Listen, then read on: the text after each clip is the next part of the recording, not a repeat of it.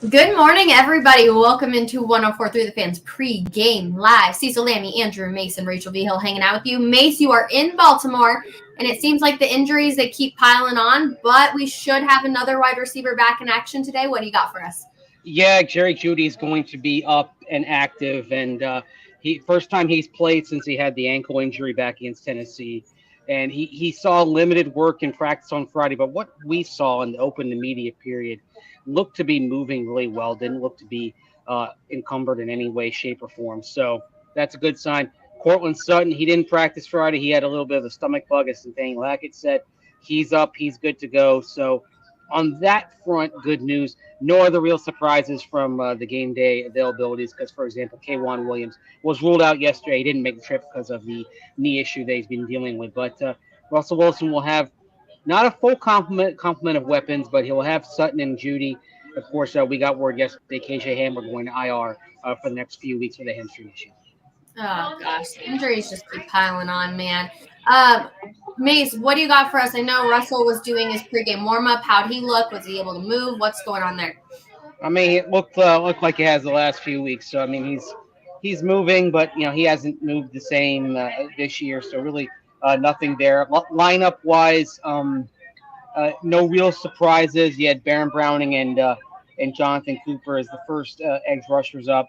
Looks to be status quo on the offensive line. So really nothing. Nothing too big coming out of warm-ups out here this afternoon. And how's the weather? It's not going to be a factor. It's a chilly day. It's in the mid 40s.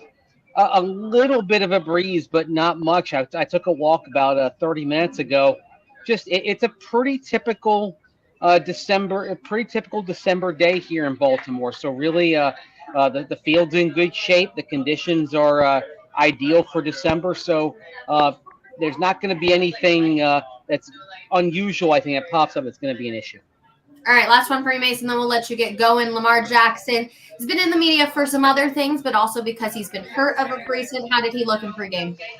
He looked fine, looked to be completely unaffected. He had the quad injury on Wednesday, but then wasn't even listed Friday as questionable or doubtful, which told you kind of how good he was to go. He had full practice the last couple of days, so heading into this game. So no issues for Lamar Jackson. He looks ready.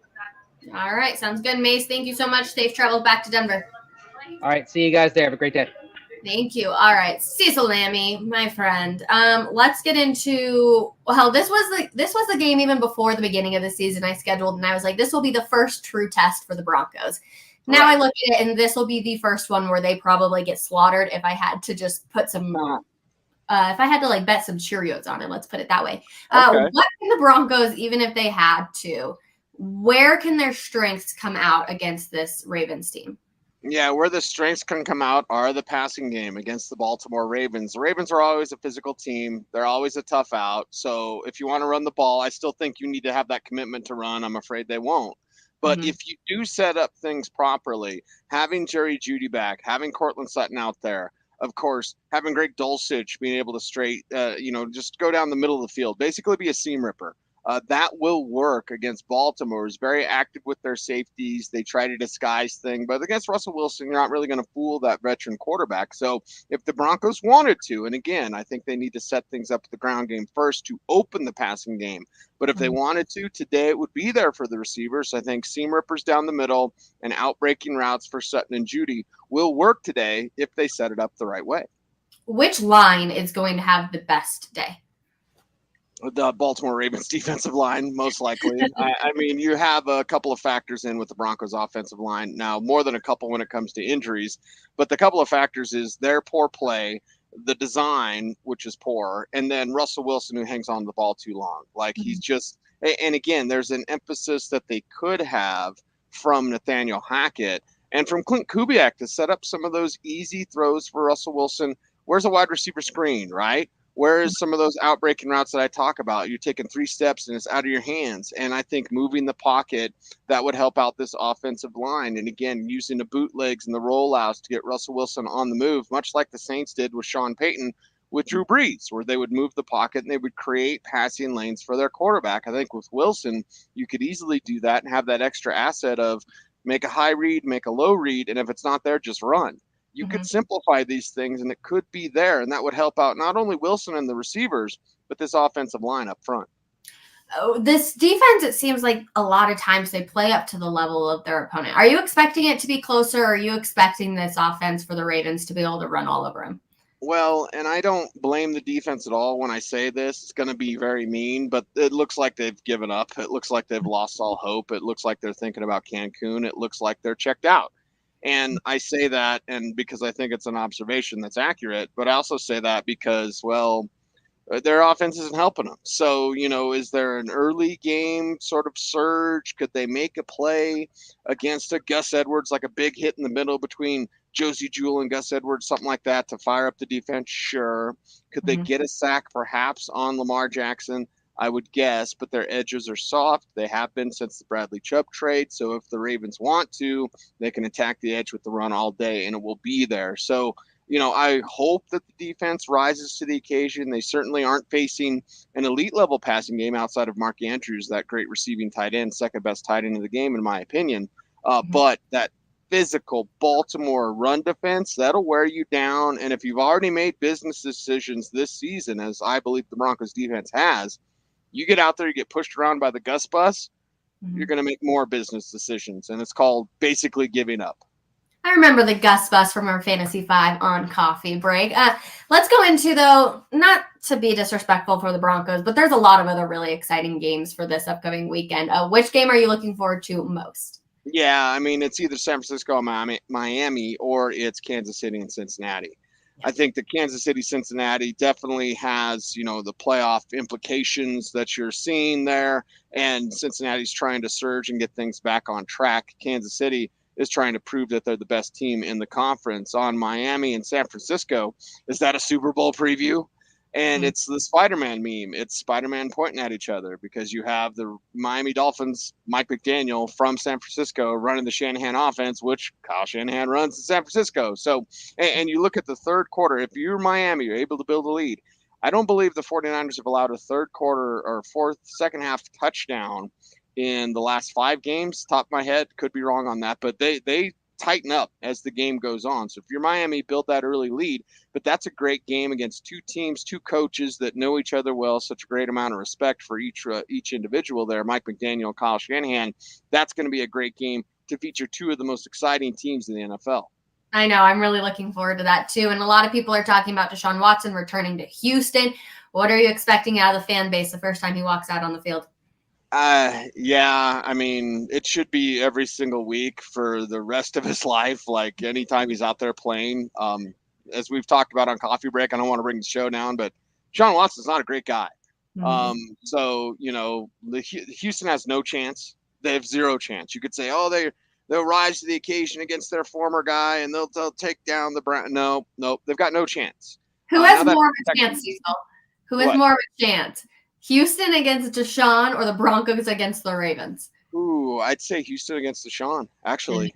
And they have no chance. So what does that mean about the Broncos' chances? So, yeah, I mean, I hope Deshaun Watson, fans stay within the realm of being a human because we don't want any fans to go overboard or anything like that. But, yeah, I mean, let him hear it and let him have it because he's never really acknowledged what he did. And I think it's a disgrace, and it's actually I don't want to make light of it or whatever, but Rachel, it's disgusting talking about Deshaun Watson. I'm a father of 2 daughters. I have 2 teenage daughters, right? It's disgusting talking about Deshaun Watson because you can't get away from that part of it. Yeah. So, whatever, go out there, get sacked a bunch of times, whatever. It's Deshaun Watson. It's not great. A lot of people have had this game circled on their calendar for the return to see what's going to happen. So it's going to be interesting. But let's also talk about the exciting news in Colorado. Deion Sanders becoming the next head coach for CU Buff football. Okay, as a CSU Ram, this hurts me a little bit because CU is becoming relevant. But as a Colorado fan, I'm really excited. This brings relevancy to the Buff, Cecil, which is exactly what this team needs and what the state of Colorado honestly needs. Immediately brings relevancy, immediately adds to their recruiting, immediately puts them in some sort of college bowl. You could maybe say they push for the top 25 next year. I mean, just what a rapid turnaround you could see for the Buffs and the pride and the tradition It is back, and it hasn't been there for a long, long time. I said this morning, I said, when I go to these pro days, I'm always picking like who's got the best prospects. And for me, I'm not a college football fan, although I do love the Buffs from back in the day. Alfred Williams, Mike Pritchard, two of my best friends. Chad Brown, of course, great friend as well. So I love the Buffs that won it all back in the 90s. But I look at what they've been good. So when I pick out these colleges to go to for the pro days, who's got the best pro prospects? I barely go to CU. I barely go. Last year, the best pro prospect locally was Trey McBride. So I was super excited to go up to Fort Collins and see that new facility. And they got a great facility. And we'll see what happens with CSU. But with CU now, I guarantee you in the near future, I will be attending CU's pro day because they're going to have pro prospects. And that shows you the health of the organization of the university's football program is by how many guys they're sending to the pros. For me, that's what I care about. Again, not a college football fan, but I obviously watch the draft world closely. CU hasn't had much to talk about. Now they will. Oh, it's so exciting. That presser is going to be, I believe, at 2:00 today. So be on the lookout for that. We'll have great content coming out at DenverFan.com. But when you look at Coach Deion Sanders, Coach Sanders, oh, it's so exciting to talk about. What will he bring? I mean, we talk about all these things, but like actual X's and O's, what do you expect to see out of CU? Well, and what you see as a head coach from Coach Prime is that he understands the delegation needed to be a great head coach. Something that Nathaniel Hackett doesn't do. You look at Coach Prime at Jackson State. What he did is fill his staff with a bunch of NFL guys. He filled his staff with a bunch of former NFL guys that he could trust that he knew could get the job done.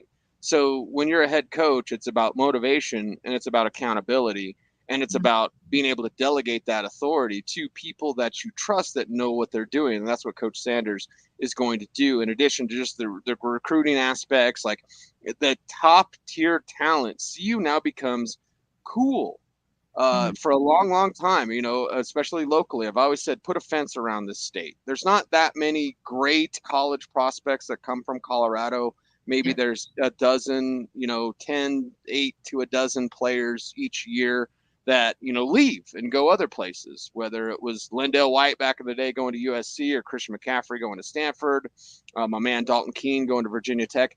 Like, you should put a fence around the state of Colorado. Deion Sanders makes Colorado cool, which means if you're a local prospect that's got D1 attention, you're going to want to head up on to Boulder and stick with the Buffs. And that's something they haven't had in a long, long time. Oh, I'm so excited for it. That first game is going to be a blast. We've obviously seen all the videos of Deion Sanders really hyping up the crowd, dancing, everything like that. So it'll be fun. Future is bright for CU football. That pains me just a little bit to say. But unlike the Denver Broncos today against Baltimore Ravens, hopefully they can get some wins. But Cecil, as always, an absolute pleasure to have you on Pregame Live with us. And everybody else in the comments, thank you so much for hanging out with us. We'll be back for halftime chill. Hopefully maybe the Broncos will give us a nice little surprise and be leading the Ravens at half. We'll see you guys then. Bye.